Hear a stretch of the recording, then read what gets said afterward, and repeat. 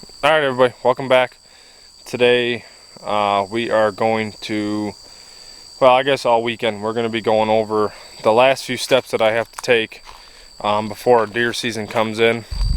But we're going to go over property by property. I'm going to make this, I got 3 main properties that I hunt, that I manage, that I do food plots or my main tree stands are on, the 3 main places that I'm going to be hunting. So I'm going to go over all 3 of them properties, and I'm going to make 3 separate videos, 3 separate in-depth videos of each property of the final steps that I'm taking. I have to check every single one of my tree stands. I got a whole backpack, I don't even know how many straps it is. I got a whole backpack full of brand new straps I'm going to put on all my stands. And I'm going to do a food plot update if I have food plots at that specific property. 2 out of 3 have the food plots. 1 property I don't have any plots on. And I guess we'll just start with this one. As you guys can see here, this is my pine row plot, and it's doing really good. It's definitely got overseeded in some spots, for sure, but there's a lot of spots like right here on the edge. And then, you know, this stuff is, I'm gonna say, over 12 inches tall. It's really tall up in there and all down and through here. The plot looks really good. This is a spot that I think got overseeded. It's just packed too tightly and it just didn't grow very tall. That's my food plot update on this. I'm not going to put this under the food plot series videos, just because we're doing a lot of other stuff. If you haven't watched the food plot series videos, then you probably haven't seen how I'm going to hunt this. And since this this whole video is kind of going to be how I'm hunting, where I'm hunting, my tree stand setups and stuff. This is the ground blind that I have set up here. There's a trail off the back side that goes all the way to it, so I don't have to come walking through the plot. This is what you're going to see on the outside of it. So,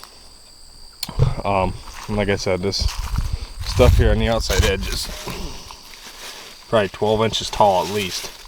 Some spots it's definitely taller. So that's how I'm going to hunt this spot here. If you want a totally more in-depth view of that ground blind and how I got set up, go back and watch episode 6 or 7. I don't know, I'll link it right here. If you haven't watched that, go watch that. But that's it for this food plot. I just wanted to show you guys. It turned out really good. I'm really happy with it. The deer have been in here like crazy. Get it back to the truck and then we'll get to checking tree stands and pulling some cards. So stay tuned. All right, everybody. So if you watched the trail cameras video, I had a camera right there with a hanging vine right there. This is that camera that's kind of on that little bench that it drops off from this high ridge. And right down there, I was gonna put a tree stand right here because I was getting a lot of deer movement right here. The reason I'm not is because if you can see that little open area right there, I know deer bed in that every once in a while. And then if you look behind me, all this green right here, that's another bedding spot. It's not a very big one. It doesn't hold a ton of deer, but the deer do use it to bed. Not so much now, because it's in the open sunlight and it's, you know, almost 90 degrees today. But that's why I'm not too worried about being here right now. But the trail camera I just showed you is right there, and I'm pretty much already here to my stand. It's only about 15 yards away, but my stand is right up there. I don't know how well you guys can see that up there, right there. But my stand is right there, and you're talking at the most 50 yards.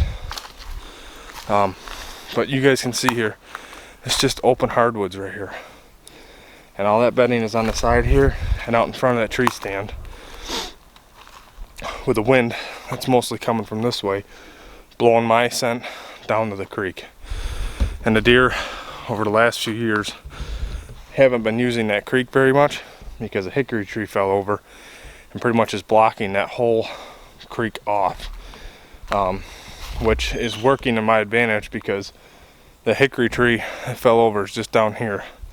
I could walk you guys down there and show you, but with my stand being right here, I got stands on the other side. If the deer are coming down the creek, what that tree is doing is it's forcing them to come up out of the creek. They can't get through it. I'm sure they could if they really, really wanted to, but the easiest route to travel for them deer are to get up out of the creek and come up to these higher banks where I'm hunting. And I can come in the creek bed down here where the deer are just kind of using the cross right now. Good God almighty, these bugs are horrible. So I can use this creek to access where the deer aren't going up and down it anymore. They're just more or less crossing it. So I can be totally, almost noise-free walking right in the water, totally scent-free walking in the water, and then pop up right here, 45 yards off the base of the creek, and I'm in my stand. So this stand works really well coming down through here as the deer are crossing it and not going with it anymore. So I'm leaving that tree down because it's pushing these deer up to these high banks. It's not something I planned, but it's just something that I've noticed over the last year, especially last year. Out of this stand, I had a camera up here that I have another camera with me right now that I'm actually gonna put here. That tree causes them deer to go up high on both sides of these banks. So I'm gonna get this tree stand done up, and then I'll show you guys a view from the stand and what lays out, so you guys have a better understanding to my setups when it comes to deer season. I don't have to explain as much from the tree stand of where bedding is or whatever. You guys can just refer to this video and I'll point out exactly everything that's going on from that specific tree stand. So let me get straps. The straps are placed in the stand, pop-up camera, and we will get up there and I'll show you guys what's going on. So I got this strap set up, as you guys can see behind me here. Brand new strap in place. It's rock solid, not going anywhere. This is the front of the stand. This is the front view. This is just a simple ladder stand. Down here in front of me, there's a big trail that comes down like this. Out of that bedding area that I just showed you guys, that green opening area is right over there. Okay, my trail camera is straight ahead of me. Another green spot is down in there where a couple deer will bed, especially during season. So basically, this is the front of the stand here. Trail camera's there. That little bedding area by the creek is there. And then that big opening is over here. There's a major trail that comes down like this. And there's a big creek crossing right here. The creek is down here. There's a big creek crossing that comes up right in front of that little bedding area in my trail camera. And then there's the creek again.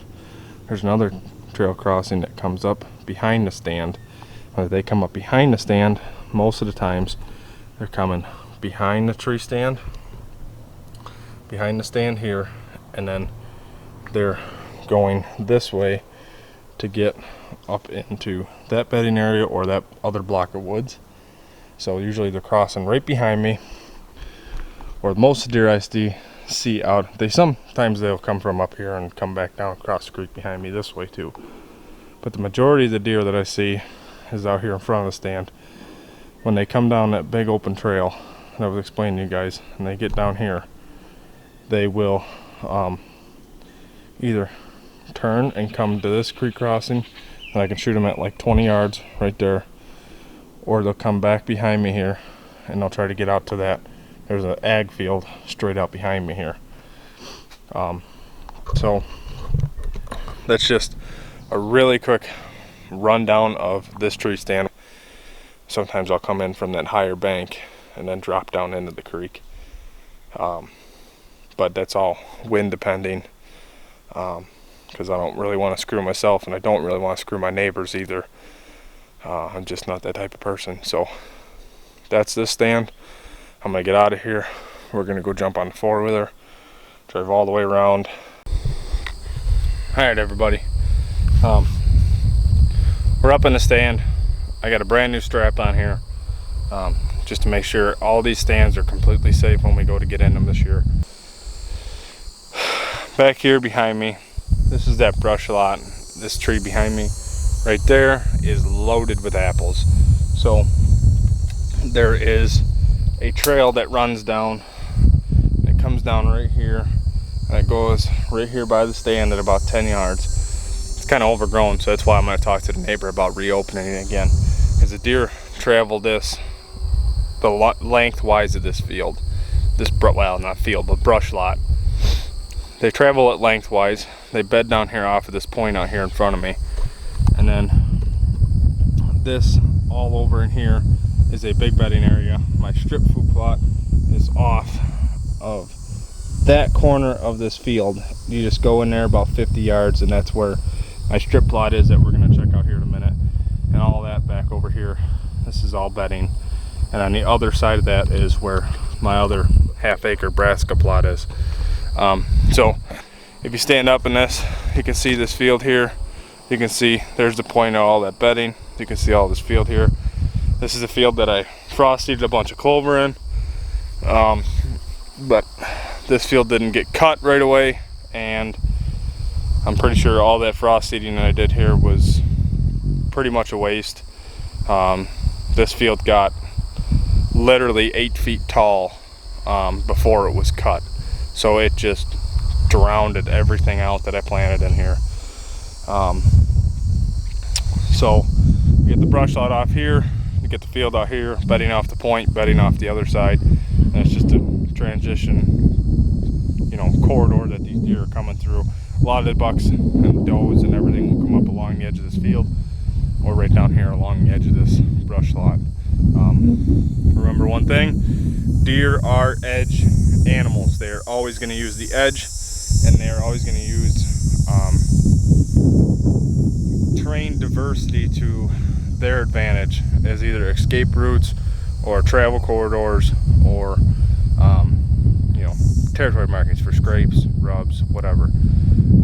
Deer are just edge animals. It doesn't have to be a field edge that I'm talking about or the edge of this brush lot. If you got a hardwoods and you got a straight line of frickin' pine trees that are running down through there, that creates an edge. Deer are going to use that edge. They always will. Deer are naturally edge animals. They're going to use it. Use that stuff to your advantage. Pay attention to it, especially when you're setting up your tree stands or looking for places for mock scrapes. Those are key areas to look for. So that's this tree stand. We're gonna jump down, get out of here. We're gonna go check out the strip food plot next to see how it's doing in there. All right, everybody, we're at the strip plot, and finally, it's still not as great as I was hoping, but we finally have some sort of growth in here. There's definitely some clover popping up, and there's definitely brassicas that are starting to pop up good. So I'm gonna go ahead and show you this. It's not exactly what I was hoping it was going to be this year. I just don't know if this is washing out. When I planted this, the day after I planted it, we had a spell of like 4 days with solid rain almost, but it's doing 10 times better than it was doing before. This was nothing before, but as you guys can see now, we're starting to get some good green growth in here, especially in this corner. All that stuff is brassica growing up. You got some clover in here, and then you got some brassica as well. And that's Nebraska there. But lots of clover in certain spots. I think it just got, I'm thinking that small seed of the clover just got washed up into these lower laying pockets, and with that 4 days of rain. But there's brassicas starting to pop up all over. So there's stuff starting to grow in here, and this is only a week after I replanted it. So here's some more brassica. Like I said, it's not bad. It's actually pretty well spaced out, so hopefully it grows up nice and tall. There is some clover here at the end that's growing up, but we do have some brassica plants growing, and we got some clover growing, so that's good. This will have some food in it. We're gonna get here. My favorite tree stand is right here, about 60 yards away. I got a camera I gotta check, and a new strap to put on the tree, and then we're gonna go up to the top. So stay tuned, everybody. We're up in my favorite stand. This is a pinch point or a funnel stand. Out here out in front, you guys can see this is that brush field out here. You can see part of it. Next year, something I really need to work on is some of these bushes and shrubs and stuff have really overgrown and starting to take over. The reason that the deer use this spot so much is this is the only true somewhat open area for them to go from bedding back to the other bedding here behind me. It's fairly opened up in here. Something that I could do to help this out is just make 2 different trails and just keep them open coming into here. They can go up into the hardwoods over here to my right, but it's so dense and so thick right here. The only spots that they can do it easily are out here in front of my stand, to come down right here next to me, or go out into this brush field and just go all the way up and around. As you guys can see behind me, this is what the understory looks like. I took a quick little video clip that I'll throw in right now of ground level, what it actually looks like in there when you're standing on the ground. It's fairly open, but I really need to get in here with you know, either the tractor or just a straight up weed whacker with a brush blade, and just start hacking away at some of this stuff and making some trails in here and just start cleaning this up. The deer are using this because it's more open than everything else around here, and I need to keep it that way if I want this spot to continue to produce year after year. So I killed a buck right here one time at 3 steps from the base of the tree. He was a 115-inch 8-pointer. I got up into this stand the second year I had it up. Oh no, actually the first year I had it up. He was bedded out in this brush lot with a doe, and wouldn't respond to any calling or nothing. And I snort wheezed at him. He stood up, come down, made a scrape out here in front of me, walked to 3 yards at the base of the tree, and I laced him here at 3 yards. He only ran maybe 100, and died up under a pine tree not too far away from the next stand we're gonna go check. So we're gonna go up there. It is super hot out. My allergies are gonna destroy me going through this brush field with all the goldenrod that is in full bloom right now. So I'm about to get destroyed on my allergies, but it'll be worth it. We got a good camera to check up there, got a really good tree stand to check up there, and I'm also going to take a look at the neighbors' food plots. All right, everybody, we're up here to my next stand, and I just wanted to show you this food plot quick. There's no way I can't show this. This is just outstanding. I mean, this food plot looks so good. I see he's got the camera that I bought him set up right here. That's so cool. That's just, I appreciate him allowing us to work together. It works awesome. I wouldn't trade it for nothing. We help each other out, and it's a great system to have. We hunt one other property together and we talk back and forth. It works exceptionally well. But take a look at this plot. Holy cow. This stuff is just exceptionally awesome. This is going to be great.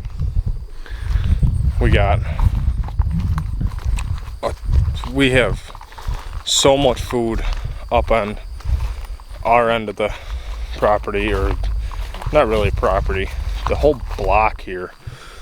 We have so much good food up here now this year.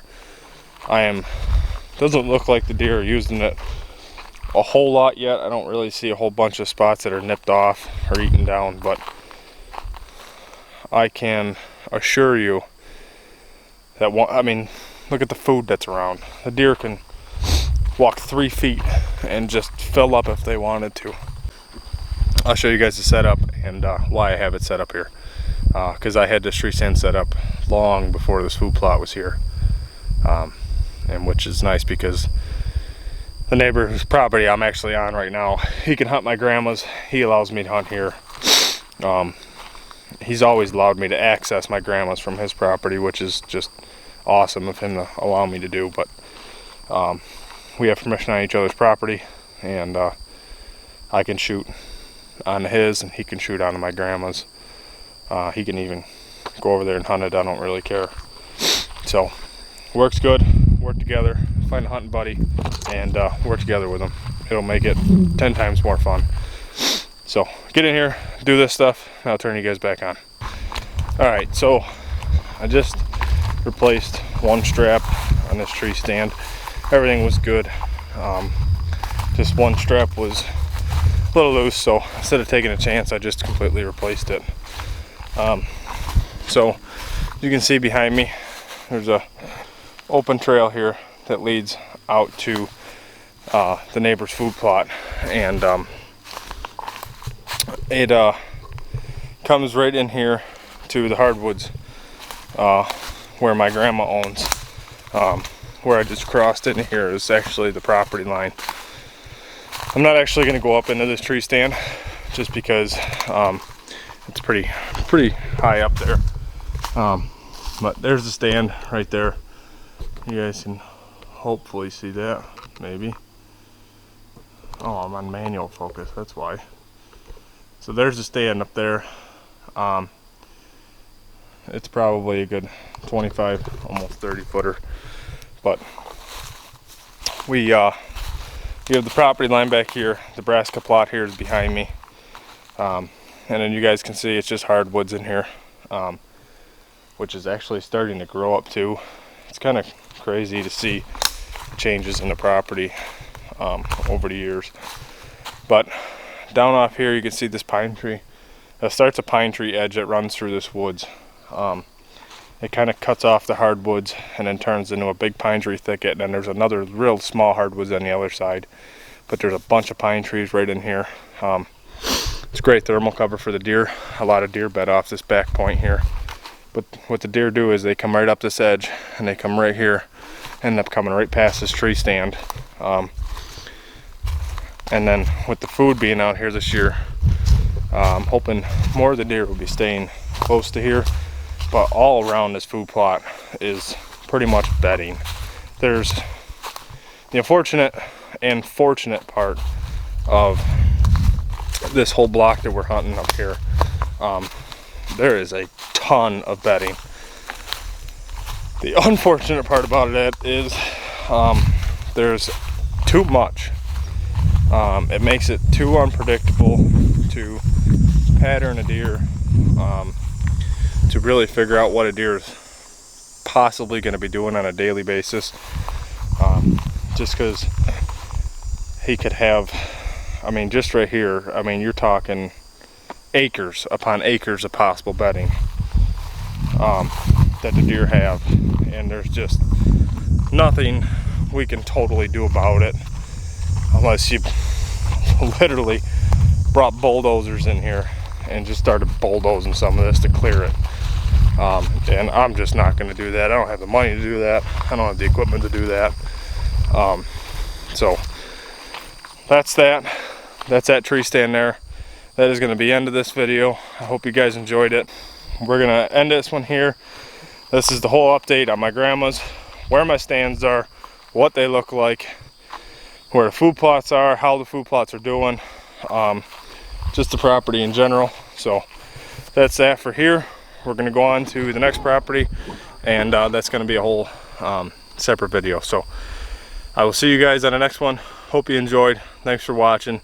If you haven't, please go down and hit that subscribe button. I really appreciate it. We're going to be doing this all day tomorrow too, and we'll be on my mom's place tomorrow. I don't think I'm going to have time today, and we got some exciting news for over at my mom's. I don't know if I'll break the ice on that news yet or not. I'll probably wait and do a whole video on it. So thanks for watching. Please subscribe. We'll see you on the next one, which will be maybe within a few days of this upload. So we'll see you then.